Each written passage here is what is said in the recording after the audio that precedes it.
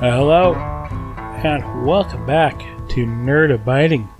It's the old worm himself, and we are here in Fallout 4, playing some Horizon. And this isn't really a full official episode. This is just some things I stumbled upon last night after recording. First thing I want to mention, as I put in episode 43. If you've watched that, I was using a skin that did not have a 2K or 4K texture for Pippi's outfit.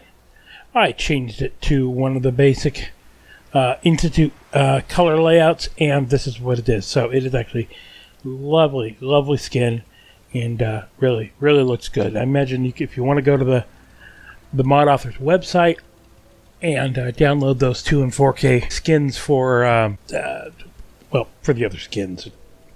Anyway, do that. I'm sure it'll be well worthwhile. I'm just going to stick with this.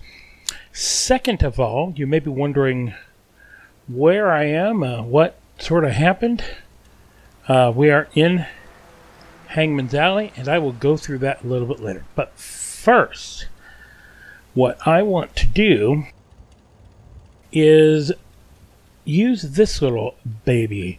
I added this. This is from Horizon, of course, to one of the many new workstations, the Experimentation Lab.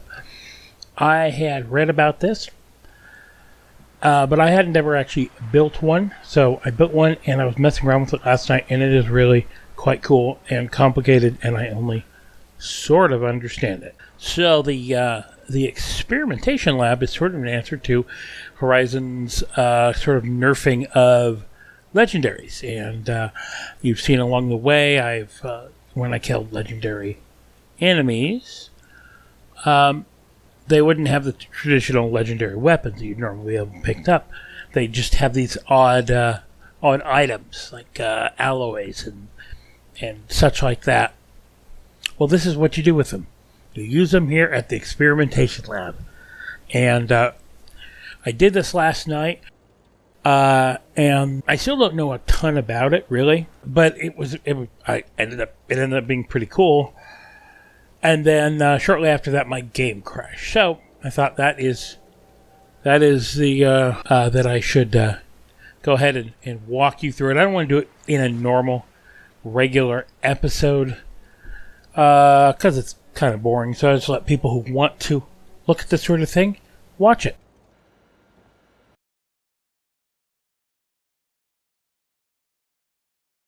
So getting in here, this is what it is. You have it's a bench, and I'm just gonna skip to here. Reverse engineering. This allows you to just like it says, reverse engineer any weapon that you happen to have on you. You can reverse engineer it to find out how to build it. Of course, the building of it is limited by your skill or magazine recipe, that sort of thing still. But this gives you that base level of knowledge. This tinkering thing. Obviously, I haven't done it yet, but this is kind of interesting. This allows you to. So I guess there's a built-in sort of weapon crafting skill system in this. 0 out of 1,000 is what mine is, because I have never crafted a weapon. Not with this save, but what these, and I imagine the higher skill, the better weapons you can craft, and that sort of thing. It makes sense. These tinker kits, you can make them, and they will increase your skill without actually having to build an item, which can be resource intensive. So this is kind of a cool little thing. Like I said, I haven't done it yet, but it's really interesting. But the pièce de résistance here is, of course, construct a weapon. So I clicked on this last night, and I'm like, oh, look at this. And I honestly didn't think I would be able to really make anything. But even at this level, with this little experience at doing this, I was able to make something that I liked. So I went to so we got your ballistic fire, high powered ballistic firearms. This is anything from hunting rifle on up. We got energy weapons. All this is pretty self-explanatory. I'm not sure what miscellaneous weapons are. Maybe that's just stuff you can add on there. Ballistic firearms is what I did. Now, it has nothing. You know why it has nothing? Because I forgot to reverse engineer everything. So, keep in mind, so this allows you to basically reverse engineer any weapon that you have in your inventory. Like I said, it does not destroy them. It's not like learning an enchantment in Skyrim. I'm going to go ahead and do that. New unlocks found. So 9 weapons I could reverse engineer. As it said, reverse engineering some weapons does not mean you can't craft them. Some weapons also require perks. So I'm going to reverse engineer all my weapons. And that gave me plus 25 and plus 200 experience. I'm not sure where the 200 comes from, but yes, please. So, construct the weapon. Ballistic firearm. So, looks at there. All these weapons that I have. Ooh, I didn't realize I can make a deliverer. That's kind of cool. SMG, because I've got hammer and rifle, lever actions, all these cool stuff. I went ahead and chose the combat rifle because I realized if I make a combat rifle, it is going to be in good shape.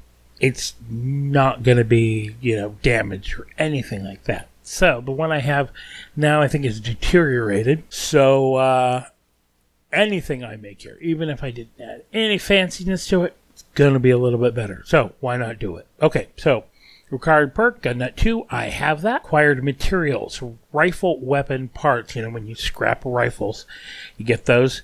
And I have enough. Adhesive, I need 2. So I've got enough there. Springs 5. So I have all I need to start. Now, choose the base modification of this weapon. Each base modification can be upgraded further in the next page. So this is essentially like choosing your legendary effect. And none of them are, crazy overpowered. It's cool. You can add like heat damage. You got your energy damage, cold damage, rad damage, bleed damage, acid damage. And some unique things there. But I went ahead and went with... Whoa, what did I do with? Oh, I went with this. Increase fire rate, increase reload speed. So it's a little up, a little down. But we have a big old magazine on for a combat rifle. So we don't have to worry too much about reload speed. So rapid frame is what I chose. Now, let's see. Base cost here. So I've got... I can do rapid. Upgrade 1. I have to have... Okay, so these are just kind of things I could do. Even if I didn't have gun nut 2, although I wouldn't be able to make a combat rifle, but regardless, I can go up to upgrade 1. So base cost is going to be aluminum. That's what we got. So we're going to... so we'll do this. And we're going to go with aluminum, so reduce weight. So this is, I guess we're choosing the metal we're going to use on the base modification. Okay. Oh, that's not what I wanted to do. Or can I guess I have to do the base first? Again, this is new to me. So great. So I've got these experimentation points. I don't know where the experimentation points come from, but basically you're adding all these grades of aluminum alloy. I'm not sure what they exactly mean, if I'm entirely honest. But this one reduces the amount of experimentation points you have by 50. I think what it is the better the materials, the less experimentation points it costs to make it. So grade 1 would be like a low grade aluminum alloy, and I've got 14 of those, so it's going to cost me a lot. So I think I did it. I think I should start with the cheapest. Although I might want to save that for other weapons. Yeah, I'll save that for other weapons. This is going to be good, learner. I'm going to do 50. Obviously, that took 50 from there. Now I can continue right here, forfeit any remaining experimentation points, and just use that material. But there's no point in doing it because every one that you add is going to increase the base weapon damage. Now, see, we did one, so we're going to go ahead and we can do 2 of these. Let's do 2 of these. So a grade 3, another grade 3, and now we have 4 points. We can't use them for anything, and we will continue. Let's see. So now calibration points. I guess this is a way to fine tune. Let's see. Continue. Forfeits any remaining point, just like before. So we can improve the range. Focus and sighted aiming. Reduces weight. Improve recoil. Recoil control. VATS accuracy. And each one of these, as far as I can tell, costs 10. So we could do 3 of them. And I think we could do them multiple times if we wanted. Let's see. I think what I did last night was focus and sighted aiming. I do a lot of that, let's be honest. And it's going to reduce weight, which is going to be good. So we'll do that. That's 10 of our points. I don't want to do improved range. This is probably not going to be a sniper weapon. I'm not going to worry too much about that. Recoil control. This will allow us to not have as much recoil. We're going to do that. And, I use VATS a lot, but I'm not going to do VATS accuracy. I'm just going to go ahead and do that one. So we've got 3 of those. 3 different cool things. So we got no more points. Continue. So we've got a weapon. It's a combat rifle. It's rapid, which gave us our base mod. I don't know if I can increase that base thing, but this is our first one. It's not really using a ton of resources, so worst thing that can happen is we make this. It's not as good as we want. We try again. No big deal. So we're going to go ahead and build this weapon. All right, there it is. So now we've got our weapon. We want to turn it into a 5.56, just like our other combat rifle. So I'm going to go ahead and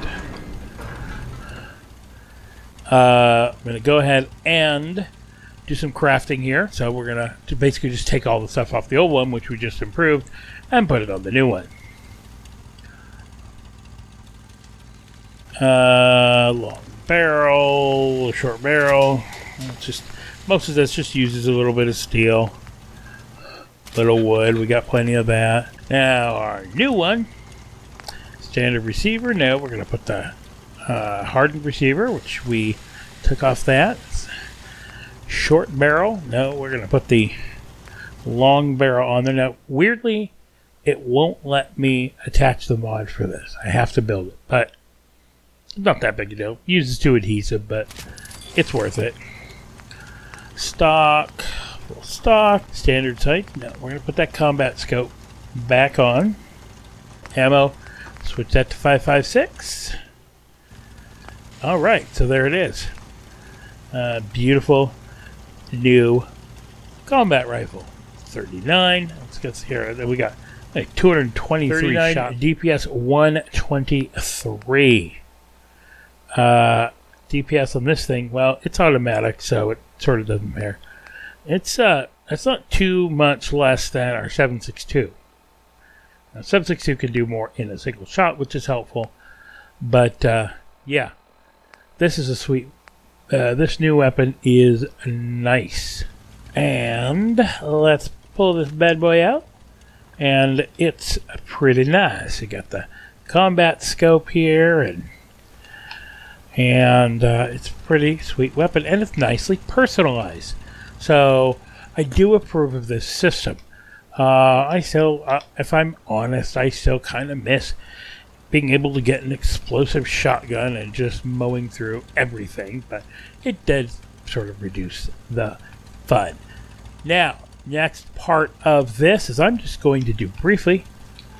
I'm going to do a brief little tour of the improvement, sort of an update on the improvements I've made to different settlements. So if you have no interest in that, thank you for watching. So here we are at Hangman's Alley. You know, I started off with just the bunker and platform, and then I was putting all my workshops in here. We got chemistry bench, we've got wool armor.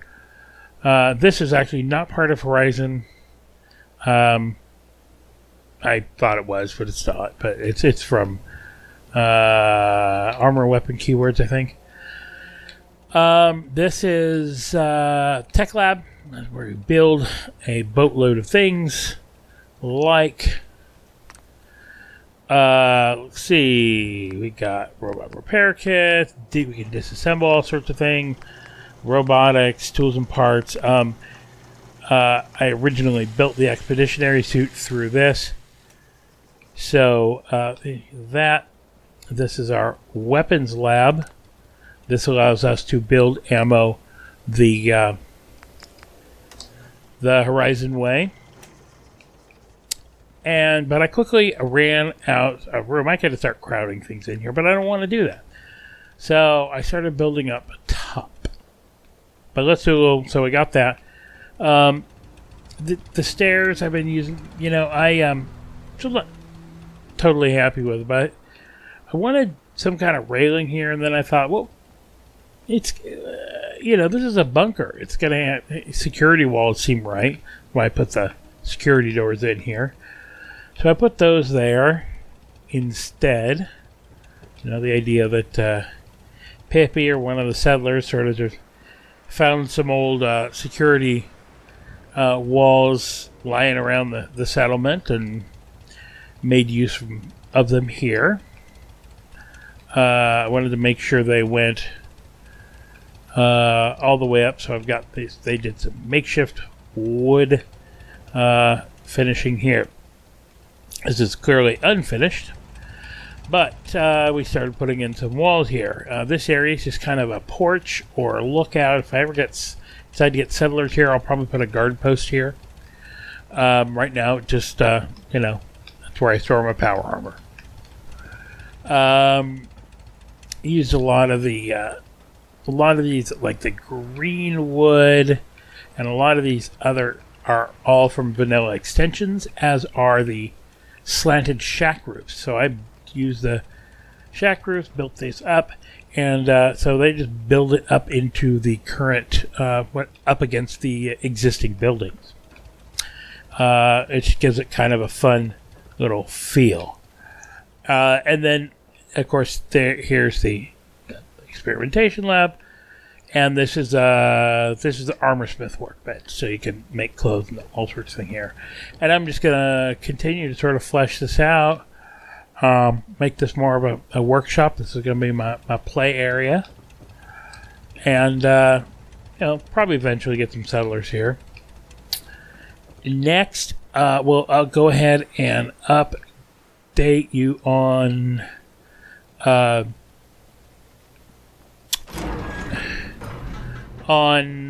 Riptide. What we did over at Sanctuary, I spent a lot of time scrapping every tree that you can, that's like a vanilla tree that's got wood, every one you can find. And as you may have noticed when I was going through crafting, we now have 4,000 wood. And that's after doing a little more work on our covered bridge settlement. Okay? So, I'm not technically sure what I'm going to do up here. But, as we're coming down in here, we have a little metal security gate. I need to put some stairs or something up there because that's sort of floaty. These are all train car parts from box houses, another Mastercraft mod. And these sort of Brotherhood of Steel bits are from Unlocked Settlement Objects. I probably have them in one of my others too, but the nice thing about Unlocked Settlement Objects, because Andrew CX can't add snapping points, because he likes to keep his mods the same across all console or across all platforms, and so he makes it for PS4. He can't add snap points. He tends to make them, and I'm not sure how this happens, but he tends to make them real generous as far as clipping into each other. So they're easy to place with something like Place Everywhere. It's easy to get them in. If things have snapping, then I can't. Then it gets collision and it gets messy. So we finished up the walls of our covered bridge here. Not entirely sure exactly how, but essentially I want to start building some shops in here. Kind of have it as a trading post, storage, that sort of thing. But it all looks pretty cool. This shack built itself. This one still will not, and I cannot figure it out. I'm gonna have to talk to King Gath. Ooh, I'm being shot. Where am I being shot from? Yeah. Let's shoot ya. Ooh, cool. I'm not sure why I went black and white there, but hey. There we go. We killed him. Over here, I ended up building this little thing. I was trying to get, have other ways for people to travel, not just up here. So this way, people, couriers and stuff can travel this along here, up here. It's kind of ugly. This is about the limit of the settlement range as far as building stuff. So anyway, but out here you give it. Actually, it's looking.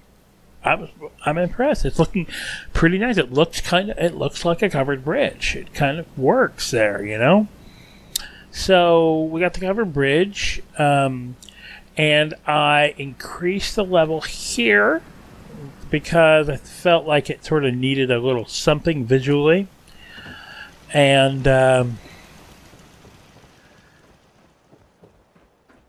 we'll probably put some more residences or something up here to make it look lived in, and then we've got this overhang roof which we'll finish. And all of that's not very exciting, but it's what I'm doing with resources. So I figured, hey, might as well share it. If you're following this, you've wondered why things have changed. All right. So I'm going to use since this isn't a proper episode, I'm going to go over here. I'm going to sleep to drop a save, and then I'm actually going to use my cheat and fast travel to 10 Pines, just because, again, I didn't want this to be very long. And the reason I wanted to drop that save is because I want to be able to come back to this and not do an exit save at 10 Pines. So we're not moving about in a cheaty fashion. I mean, anyway, this is why I'm doing it. All right. So when we left Pippi and her adventures, put this away.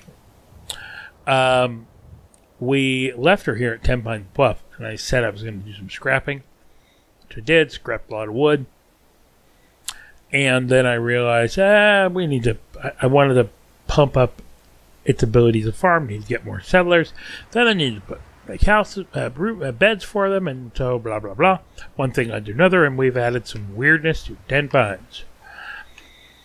Yeah, weirdness.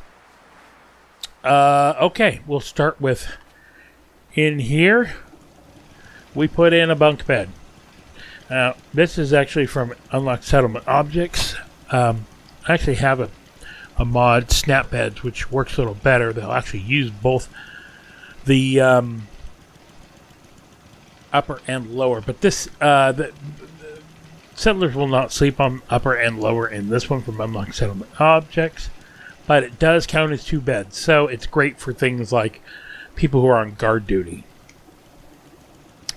Oh, balls. I have no idea what's going on here.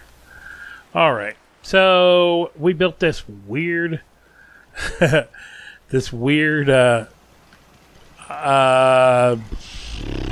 day of hard foundation. It never changes. Yeah. Oh. Okay, something is terribly wrong with my sim settlements. This is insulting. Anyway, so I built this here. I'm not happy. And this is an add-on to Sim Settlements. This is a Marshall plot.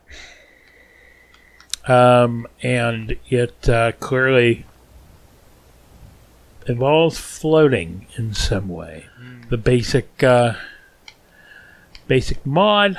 This house is not coming in. I'm going to refresh it. So those two are doing. Yeah. So and then one of the people has their house up on here. I'm not sure exactly. I just kind of was using what I had, and I thought this was fun.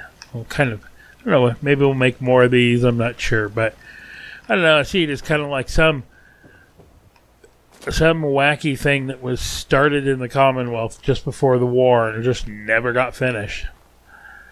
And there's weird stuff here anyway. Water and power. We'll get some lights for him here too.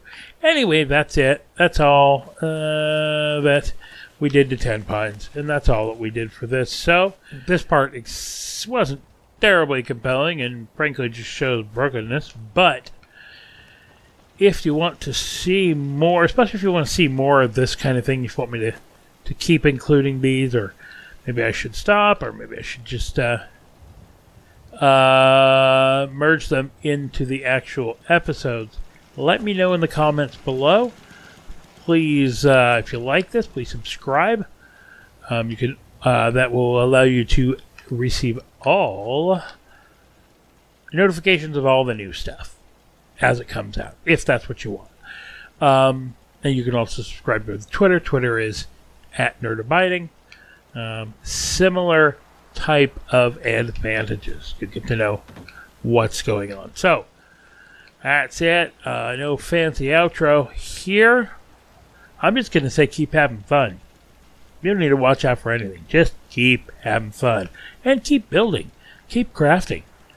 Making stuff. Later.